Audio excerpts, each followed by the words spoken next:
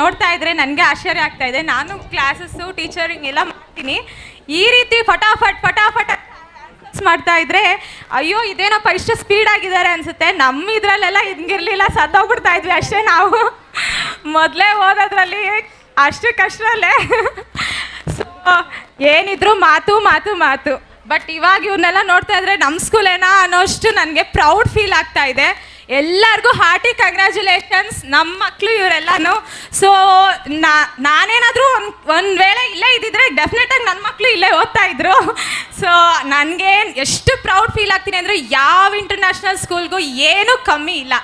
ನನ್ನ ಹತ್ರ international schools ಅವರೇ ಟ್ಯೂಷನ್ಗೆ ಬರ್ತಾರೆ. ಸೊ ಅವರು ಕೂಡ ಈ ರೀತಿ ಓದಲ್ಲ.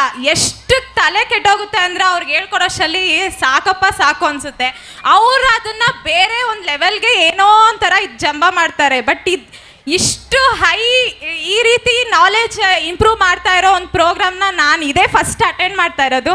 ನಿಜವಾಗ್ಲೂ ಪ್ರೌಡ್ ಫೀಲ್ ಆಗುತ್ತೆ. ಎಲ್ಲ ಸ್ಟೂಡೆಂಟ್ಸ್ಗೂ ಹಾರ್ಟಿ ಕಂಗ್ರ್ಯಾಚುಲೇಷನ್. ಇಲ್ಲಿರೋ ಸ್ಟೂಡೆಂಟ್ಸ್ ಅಂತಾನೆ ಅಲ್ಲ, ನೀವು ಯಾರ್ಯಾರು ಕ್ಲಾಸ್ ವೈಸ್ ಅಟೆಂಡ್ ಮಾಡಿದಿರೋ ಎಲ್ಲರಿಗೂ ಕಂಗ್ರ್ಯಾಚುಲೇಷನ್ಸ್. ಯಾಕಂದರೆ ನೀವು ಇನ್ನೂ ಕಲಿಯೋ ಮಕ್ಕಳು, ಇನ್ನೂ ಕಲಿಯೋದು ಮುಂದೆ ತುಂಬಾ ಇದೆ. ಯಾರು ಬೇಜಾರು ಮಾಡ್ಕೋಬೇಡಿ, ಇದೇನೇನು ಅಲ್ಲ, ಇನ್ನೂ ಮುಂದೆ ಇದೆ, ಕಲೀರಿ. ಇದೆಲ್ಲ ಒಂದೊಂದು ಸಣ್ಣ ಹೆಜ್ಜೆ ಅಂದ್ಕೊಳ್ಳಿ ಅಷ್ಟೇ, ಮುಂದೆ ಕಲಿಯೋದು ತುಂಬ ಇದೆ. ಸೊ ಎಲ್ಲರಿಗೂ ಕಂಗ್ರ್ಯಾಚುಲೇಷನ್ಸ್. ಈಗ ಭವ್ಯ ಬರೀ ಈಗ ಏನು ನಡೀತು ಅದ್ರ ಬಗ್ಗೆ ಮಾತ್ರ ಹೇಳಿದ್ದು. ಭವ್ಯ ಓದಬೇಕಾದ್ರೆ ಯಾವುದಾದ್ರೂ ಒಂದು ಸಣ್ಣ ಇನ್ಸಿಡೆಂಟ್ ಹೇಳಿದರೆ ನಿಮಗೂ ಇನ್ಸ್ಪೈರ್ ಆಗತ್ತೆ. ಓದುವಾಗ ಆಗಿರೋಂಥ ಯಾವುದಾದ್ರೂ ಒಂದು ನೆನಪಿನ ಬುತ್ತಿನ ಬಿಚ್ಚಿಟ್ರೆ ನಾವು ಊಟ ಮಾಡ್ತೀವಪ್ಪ. ನಮಗೆ ಸಾಲದೇ ಇಲ್ಲ, ಇಡೀ ದಿನ ಕೊಟ್ಟು ನಾನು ಹೇಳ್ಕೊಂಡಿರ್ತೀನಿ.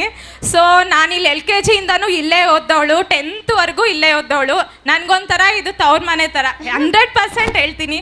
ಎಲ್ಲೋದ್ರೂ ನಮ್ಮ ಸರ್ ಅಂದರೆ ಅವ್ರ ಫೋಟೋ ನೋಡಿದ್ರೇ ನಮ್ಗೊಂಥರ ಶಿವರ್ ಆಗುತ್ತೆ. ಇಲ್ಲಿವರೆಗೂ ನಾನು ಕಾಮಾಗಿದ್ದೆ ಸರ್, ಸ್ವಲ್ಪ ಕೆಳಗಡೆ ಹೋಗ್ಬಿಡಿ, ನನಗೆ ಇವಾಗಲೂ ಶಿವರ್ ಆಗುತ್ತೆ. ಆಯ್ತಮ್ಮ, ಕೆಳಗಡೆ ಮುಂದೆ ಮಾತಾಡಮ್ಮ. ನಿಜವಾಗ್ಲೂ ಅವರು ನಮ್ಗೆ ಎಷ್ಟು ಇನ್ಸ್ಪೈರ್ ಮಾಡ್ತಾ ಇದ್ರು ಅಂತ ನನ್ಗೆ ಇವಾಗ ಅನ್ನಿಸ್ತಾ ಇದೆ. ಅವಾಗ ಅದು ಇನ್ಸ್ಪಿರೇಷನ್ ಥರ ಅನ್ನಿಸ್ತಾ ಇರಲಿಲ್ಲ. ಏನಪ್ಪ ಯಾವಾಗಲೂ ಓದು ಅಂತಾರೆ ಅನ್ನೋ ಥರ ಇತ್ತು. ನಮ್ಗೆ ಆವಾಗ ಏಜ್ ಹಂಗಿತ್ತು, ನಮಗೂ ಗೊತ್ತಾಗ್ತಾ ಇರಲಿಲ್ಲ. ಎಂಜಾಯ್ ಮಾಡೋ ಏಜು, ಎಂಜಾಯ್ ಮಾಡಬೇಕು ಅಷ್ಟೇ ತಲೆಯಲ್ಲಿ ಇದ್ದಿದ್ದು. 10th ಮಾತ್ರ ಸಿಕ್ಕಾಪಟ್ಟೆ ಎಂಜಾಯ್ ಮಾಡಿದ್ವಿ, ಅದೇ ನಮ್ಗೆ ಇವಾಗವರೆಗೂ ನೆನಪಲ್ಲಿದೆ. ಬಟ್ ಅವ್ರ ಪಾಪ ನಮ್ಗೆ ಎಷ್ಟು ಬೆಳಿಗ್ಗೆ ರಾತ್ರಿ ಟ್ಯೂಷನ್ ತಗೊಂಡು ಸಾಯಿಸಿದ್ರು. ಬಟ್ ಆದರೂ ನಮಗೆ ಅದು ಏನು ಓದಿದ್ವಾ ಏನು ಕತೆನೋ, ಒಟ್ನಲ್ಲಿ ಅವ್ರ ಎಕ್ಸ್ಪೆಕ್ಟೇಷನ್ ರಿಸಲ್ಟ್ ಅಂತೂ ನಮ್ಮ ಬ್ಯಾಚ್ ಕೊಟ್ಟಿಲ್ಲ. ಇದು ಮಾತ್ರ ಖಂಡಿತ ಸತ್ಯ. ಆದರೂ ಅವ್ರು ನನ್ನ ನೆನಪಲ್ಲಿ ಇಟ್ಕೊಂಡು ಇಲ್ಲಿ ಕರೆದಿದ್ದಾರೆ ಅಂದರೆ ಅದು ಒಂದು ಹೇಳ್ತೀನಿ, ನಾನು ಓದೇ ತಿಂದಿರೋ ಒಂದೇ ಒಂದು ಇನ್ಸಿಡೆಂಟ್ ಅಲ್ಲ, ನಾನು ಓದೇ ತಿಂದಿರೋಷ್ಟು ಅವ್ರ ನೆನಪಿದೆ. ನನ್ನ ಹತ್ರ ಬಂದರೆ ಒಂದು ದೊಣ್ಣೆ ಮುರಿತು ಅಂತ ಲೆಕ್ಕ. ಡೆಫಿನೆಟಾಗಿ ನಾನು ಅದೇ ತಿಂದಂಗೆ ಈ ಇಡೀ ಸ್ಕೂಲಲ್ಲಿ ಇವಾಗವರೆಗೂ ಯಾರೂ ಅದೇ ತಿಂದಿರಲ್ಲ. ನಾನು ಅಷ್ಟು ಅದೇ ತಿಂದಿದ್ದೀನಿ ಅವ್ರ ಹತ್ರ. ಬರೀ ಮಾತಿಗೆ ಆಲ್ಮೋಸ್ಟ್ ಒಂದು 70% ಮಾತಾಗಿದ್ರೆ ಇನ್ನೊಂದು 30% ಸ್ಟಡೀಸ್ಗೆ. ಸೊ ಅದು ಇವಾಗಲೂ ನನಗೆ ನೆನಪಾಗುತ್ತೆ. ಸೊ ಒಂದು ಲೈನ್ ಇದೆ, ಉಳಿಪೆಟ್ಟು ಬೀಳುವ ಕಲ್ಲೇ ಶಿಲೆಯಾಗಿ ನಿಲ್ಲುವುದು ಅಂತ. ಇವಾಗಲೂ ನೆನೆಸ್ಕೊತೀನಿ. ನಮ್ಮ ಸರ್ ಹಂಗೆ ಹೊಡೆದು ನನಗೆ ಬೈದೇ ಇದ್ದಿದ್ರೆ ನಾನು ಇಲ್ಲಿವರೆಗೂ ಇಲ್ಲಿ ನಿಂತ್ಕೊತಾ ಇರಲಿಲ್ಲ. ನನ್ನನ್ನು ಅವ್ರು ನೆನಪಿಸ್ಕೊತಾನೂ ಇರಲಿಲ್ಲ. ಯಾಕಂದರೆ ನಾನು ಗುಂಪಲ್ ಗೋವಿಂದ ಅಂತ ಯಾರೋ ಹೋಗ್ಬಿಡ್ತಾ ಇದ್ದೆ. ಸೊ ನಾನು ನೆನಪಿಸ್ಕೊಂಡು ಅಟ್ಲೀಸ್ಟ್ ಕರಿಬೇಕು ಅಂತ ಕರೆದಿದ್ದಾರಲ್ವಾ, ಅಷ್ಟಕ್ಕೆ ನಂಗೆ ತುಂಬ ಖುಷಿ ಆಗ್ತಾ ಇದೆ. ಇನ್ನೊಂದು ಹೇಳಬೇಕು ಅಂದರೆ ನಮ್ಮ ಸ್ಕೂಲ್ ಬಗ್ಗೆ ಹೇಳಬೇಕು.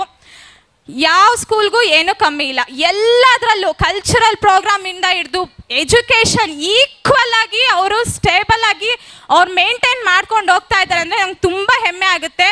ಬರೀ ಓದಲ್ಲ, ಎಲ್ಲಾನು ಮಕ್ಕಳಲ್ಲಿ ಇರಬೇಕು.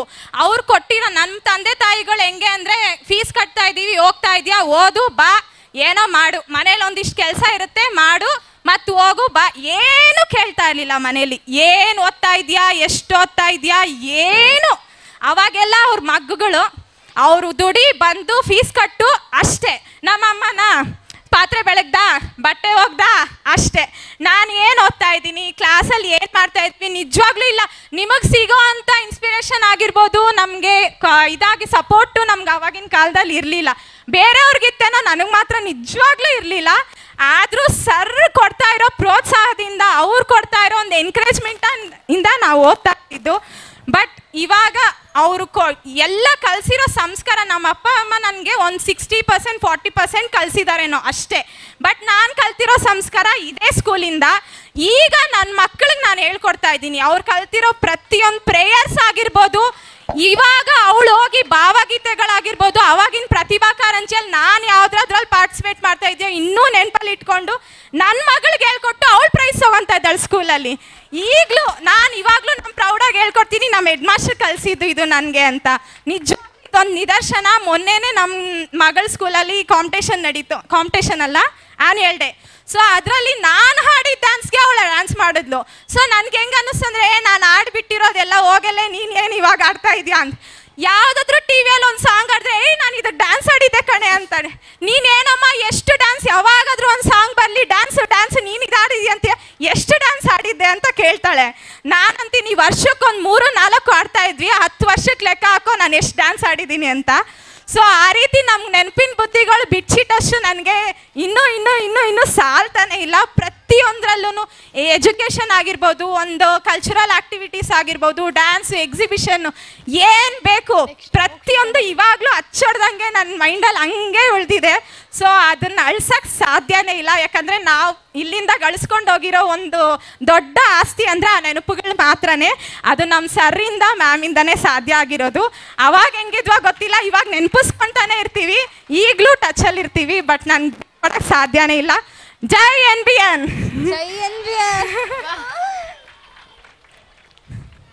ನೆನಪಿನ ಬುತ್ತಿ ಎಲ್ಲರಿಗೂ ಇರುತ್ತೆ. ಏನು ಶಾಲೆಯಲ್ಲಿ ನಡೆಯುತ್ತೆ ಅದನ್ನು ಎಲ್ಲ ಮಕ್ಕಳು ಪಾಸಿಟಿವ್ ಆಗಿ ತೊಗೋಬೇಕು.